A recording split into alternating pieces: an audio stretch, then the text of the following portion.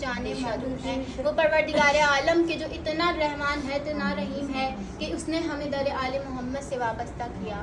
کہ پروردگار عالم نے اگر یہ کائنات بنائی تو فقط پنجتن کے صدقے 14 معصومین کے صدقے.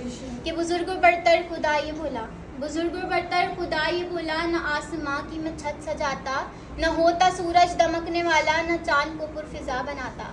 اور ہواؤں کی یہ ہوا نہ ہوتی کبھی نہ فرش زمیں بچھاتا, نہ میں سمندر کو خلق کرتا, نہ اس کی موجوں میں جوش آتا. اور نبی نہ ہوتے ملک نہ ہوتے, نبی نہ ہوتے ملک نہ ہوتے, نہ خلد ہوتی چمن نہ ہوتے, اور غرض کے کوئی شہر نہ ہوتی اگر میرے پنجتن نہ ہوتے.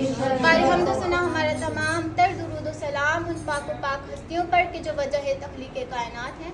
درود بر محمد و آل محمد.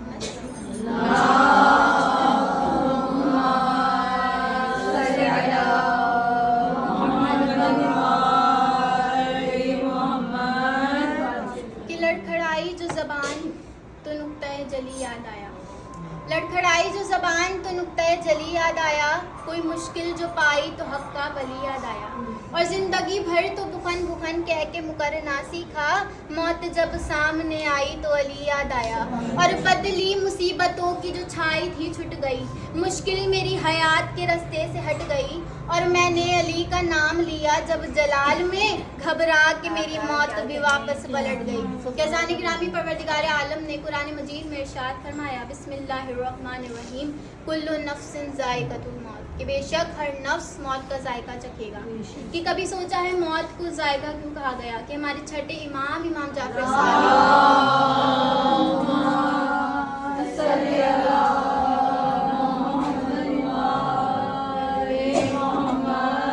مولا سے کسی نے آ کر پوچھا کہ مولا خدا نے اس موت کو ذائقہ کیوں کہا ہے؟ تو امام نے فرمایا کوئی مشرق میں مرے یا مغرب میں, اس کے آخری وقتوں میں میرے دادا علی ابن ابی طالب تشریف لاتے ہیں, اور جو مومن علی کو دیکھتا ہے اس کے لیے موت شہد سے زیادہ شیریں ہو جاتی ہے, اور جو منافق علی کو دیکھتا ہے اس کے لیے موت زہر سے زیادہ کڑوی ہو جاتی ہے. کیسان گرامی کبھی سوچا ہے موت کیسے طاری ہوتی ہے؟ کہ امام سے کسی نے پوچھا مولا انسان کے لیے موت کیسی ہے؟ مولا نے کہا اگر کوئی ململ کے کپڑے کو کانٹے دار جھاڑیوں پہ پھینکے اور پھر اسے نکالے تو اس وقت جو کیفیت اس کپڑے کی ہوتی ہے وہی کیفیت انسان کے جسم کی ہوتی ہے. کہ انسان اپنے قلب میں شدید تکلیف محسوس کرتا ہے, سینے میں تکلیف ہوتی ہے, آنکھوں میں غبار ہوتا ہے, کچھ نظر نہیں آتا کہ دنیا کیا ہے. کہتے ہیں دنیا اندھیری لگنے لگتی ہے, اور وہ موت کا لہجہ ہوتا ہے. امام سے کہا مولا آپ کے چاہنے والوں کی موت ایسی ہوگی؟ مولا نے کہا نہیں, یہ موت تو منافق کی ہے, مومن کی موت تو الگ ہے. مولا سے پوچھا مولا پھر بتائیے مومن کی موت کیسی ہے؟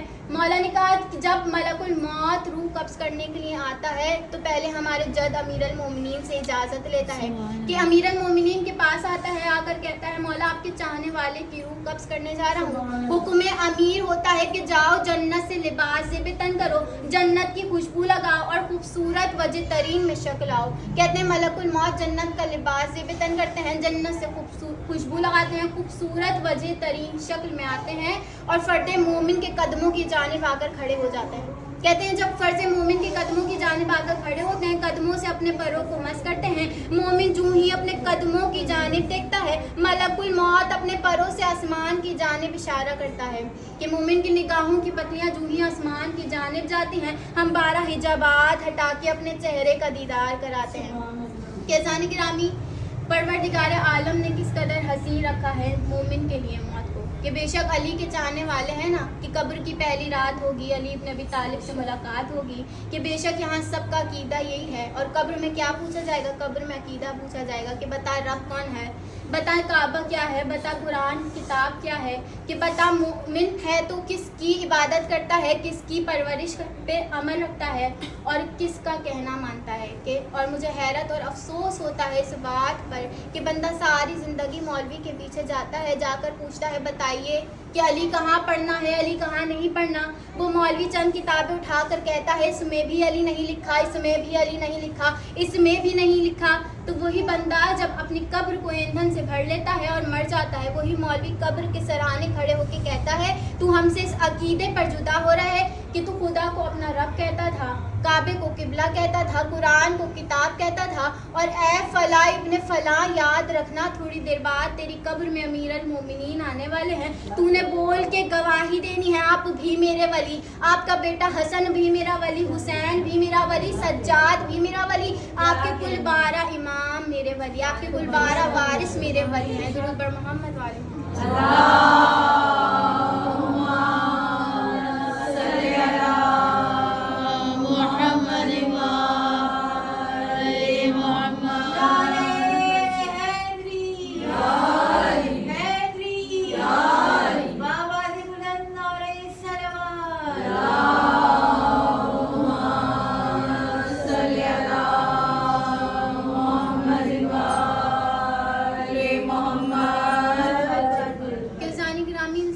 قبر میں ہوتا ہے تو بہت پریشان ہو رہا ہوتا ہے، کیوں؟ کیونکہ جب تک قبر سے باہر ہوتا ہے اس کے جنازے میں فرشتے بھی موجود ہوتے ہیں، لوگ بھی موجود ہوتے ہیں، مگر جب قبر میں آ جاتا ہے تو کوئی مدد کرنے والا نہیں ہوتا۔ کہتے ہیں کہ وہ دیکھے گا کہ ایک سامنے سے نور آ رہا ہے، وہ اس نور سے پوچھے گا کہ تم کون سا نور ہو، اس نور سے آواز آئے گی میں تمہاری نمازوں کا نور ہوں۔ کہتے پھر ایک نور آئے گا، وہ پوچھے گا تم کون سا نور ہو، اس نور سے آواز آئے گی میں حج و زیارات کا نور ہوں۔ پھر ایک نور آئے گا، اس نور سے پوچھے گا وہ کون سا نور ہے، تو پھر وہ نور کہے گا میں تمہارے روزے اور زکوٰۃ کا نور ہوں۔ کس طرح نور آتے جائیں گے، لیکن ایک نور ایسا آئے گا کہ جس سے پوری قبر منور ہو جائے گی، پوری قبر روشن ہو جائے گی۔ وہ اس نور سے پوچھے گا آپ کس کا نور ہے، اس نور سے آواز آئے گی انا امیر المومنین علی ابن ابی طالب، کہ میری قبر میں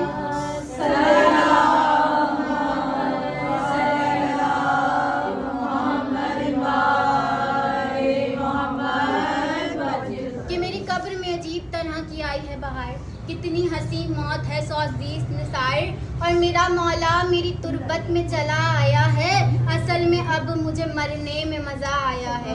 یزان گرامی، ہم تو خوش نصیب ہیں کہ اس در سے وابستہ ہیں کہ جس در پہ مرنے کے بعد بھی ہاتھ نہیں چھوڑا جاتا، کہ جس در سے ہم جو مانگتے ہیں وہ ہمیں مل جاتا ہے۔ درود بر محمد وآل محمد صلوات۔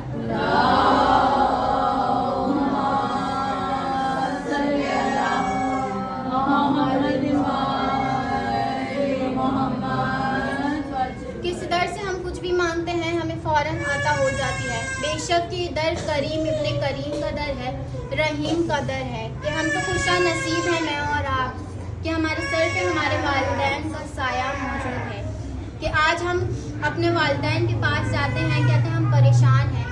وہ باپ جسے ساری زندگی محنت کر کے کھلایا ہو، اگر وہ کچھ نہ بھی کر سکے تو سر پہ ہاتھ رکھ کے دعا ضرور دیتا ہے کہ جاؤ بیٹا اللہ تمہیں کامیاب کرے۔ وہ ماں کی جس نے ساری زندگی پرورش کی، اپنی اولاد کو تربیت دی، وہ اگر کچھ نہ بھی کر پائے تو اپنے بیٹے یا بیٹی کے حق میں دعا ضرور کرتی ہے، اور ماؤں کی دعا تو وہ دعا ہے کہ جو سیدھا عرش تک جاتی ہے۔ یزان گرامی، مولا کہتے ہیں اگر تمہیں کبھی کوئی غم محسوس ہو تو ہمارے در پر چلے آؤ، کہ بے شک مولا حسین کے غم سے بڑا کوئی غم نہیں۔ کہ عزادارہ نے مظلوم کربلا بس آپ کی عبادتوں کو تمام کیا، کہ جب میرے مولا حسین کربلا میں ساری قربانیاں دے چکے اور اکیلے تنہا رہ گئے، کہتے ہیں ایک مرتبہ بی بی زینب کے خیمے میں آئے ہیں، آ کر کہا ہے زینب آج تم سے بھائی اجازت لینے آیا ہے، آج یہ حسین خدا کی راہ میں قربان ہونے جا رہا ہے۔ عزادارہ نے مظلوم کربلا کہتے ہیں میری بی بی زینب نے کہا بھیا حسین ذرا اپنا گریبان ہٹائیے گا، کہتے ہیں میرے مولا حسین کے گلے پر بی بی نے بوسہ دینا شروع کیا ہے۔ مولا نے کہا زینب کیا بات ہے، گلے پہ بوسے کیوں دے رہی ہے؟ بی بی نے کہا کہ بھیا حسین اماں فاطمہ زہرا نے کہا تھا جب حسین آخری رخصت کے لیے آئے اس کے گلے پہ بوسے دے دینا۔ عزادارہ نے مظلوم کربلا کہتے ہیں مولا حسین نے کہا ہے زینب ذرا اپنی کلائیوں پہ سے چادر ہٹائیے گا، کہتے ہیں بی بی کی کلائیوں پہ مولا نے بوسہ دینا شروع کیا ہے۔ ایک مرتبہ شہزادی نے گھبرا کر کہا ہے بھیا حسین کیا بات ہے، زینب کی کلائیوں پہ بوسہ کیوں دے رہے ہیں؟ میرے مولا حسین نے کہا کہ مجھے بابا علی نے کہا تھا جب زینب سے ملاقات کے لیے جاؤ تو اس کے ہاتھوں پہ بوسہ دے دینا، میں کہوں گی شہزادی انہی ہاتھوں میں آپ کے رسم نے بننا ہے۔ بس عزادارہ نے مظلوم کربلا کہتے ہیں میرے مولا حسین خیمے سے باہر آئے ہیں. ایک روایتیں لکھتی ہیں میرے مولا نے ایک مرتبہ دائیں دیکھا, ایک مرتبہ بائیں دیکھا. ساداتی عباس, آئے میرے علی اکبر, آئے میرے شیرو, آج حسین تنہا رہ گیا. بس سردارہ نے مظلوم کربلا کہتے ہیں میری شہزادی بی بی زینب آگے آئی ہیں. ایک مرتبہ آ کر کہا بھیا حسین زینب ابھی زندہ ہے, آج آپ کی بہن آپ کو سوار کرائے گی. عزادارہ نے مظلوم کربلا کہتے ہیں بی بی زینب نے مولا حسین کو سوار کرایا ہے. ایک مرتبہ رہوار کو آگے بڑھانا چاہے مگر رہوار آگے نہیں بڑھتا. ارے بے زبان جیسے کچھ کہنا چاہتا ہو, سموں کی جانب اپنے سر کو جھکا لیا. کیا دیکھا کہ زلجنے کے سموں سے لپٹی ایک 4 سالہ بچی کہہ رہی تھی اے زلجنے, اے مرتجس میرے بابا کو نہ لے کر جا, ارے جو بھی گیا ہے واپس نہیں آیا. بس عزادارہ نے مظلوم کربلا المختصر میرے مولا نے شہزادی سے کہا سکینہ کیا بات ہے, ابھی تو بابا رخصت لے کر گئے تھے. کہا بابا سکینہ کو آپ کے بنا نیند نہیں آتی. میری مولا نے کہا سکینہ بابا آپ کے لیے پانی لینے جا رہے ہیں. میری شہزادی نے کہا بابا جب سے چچا عباس گئے ہیں سکینہ کو پیاس نہیں لگتی. عزادارہ نے مظلوم کربلا میرے مولا نے کہا سکینہ آج کے بعد جہاں بھی پھوپھی سلائیں آپ وہاں سو جائیے گا, آج کے بعد آپ یتیم ہو جائیں گے. عزادارہ نے مظلوم کربلا ننھی سی بچی نے سوال کیا ہے بابا جان یتیمی کسے کہتے ہیں؟